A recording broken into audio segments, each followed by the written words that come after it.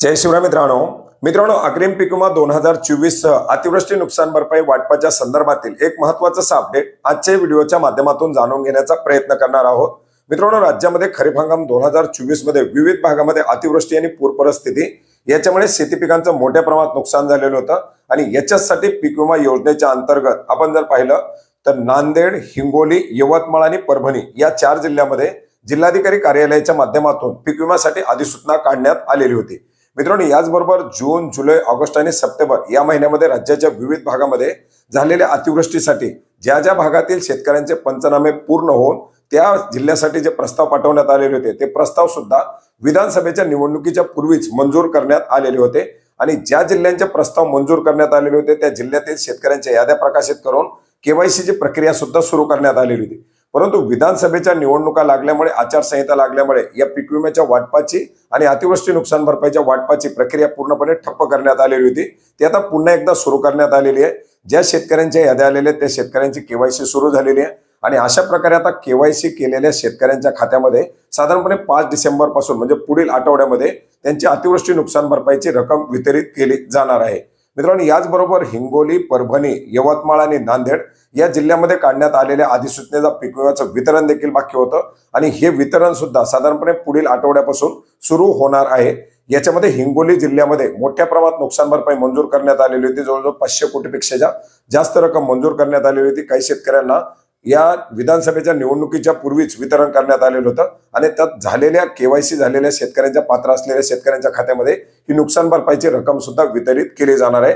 मित्रांनो, परभणीचं पीक विम्याचं वितरण हे साधारणपणे 2 डिसेंबर नंतर अग्रिम पीक विम्याचं वितरण सुरू होणार आहे। आशा करूयात इतर 3 जिल्ह्यामध्ये सुद्धा पुढील आठवड्यामध्येच या पीक विम्याचं वितरण सुरुवात केलं जाईल।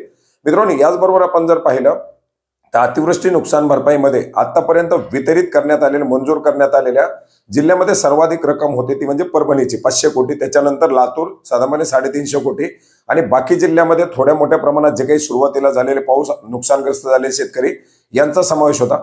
परंतु मोठ्या प्रमाणात अतिवृष्टीमुळे बाधित झालेले जिल्हे अद्यापही मदतीच्या प्रतीक्षेत आहेत, ज्याच्यामध्ये नांदेड असेल, यवतमाळ असेल, हिंगोली असेल, धाराशिव असेल, सोलापूर असेल किंवा इतरही बऱ्याच साऱ्या जिल्ह्यामधील प्रस्ताव हे शासनाला प्राप्त झालेले आहेत। परंतु त्या प्रस्तावाचे GR अद्याप आलेले नाहीत। ते आल्यानंतर त्याची माहिती सुद्धा आपण नक्की घेऊ।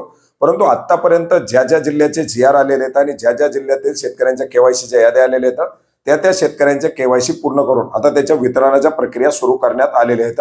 मित्रांनो, यापूर्वी 26 जिल्ह्याचे GR निर्गमित करण्यात आलेले आहेत। कोणत्या जिल्ह्याचे GR निर्गमित करण्यात आलेले त्याचे GR आपल्याला डिस्क्रिप्शन बॉक्समध्ये दिलेल्या लिंकवरती मिळतील।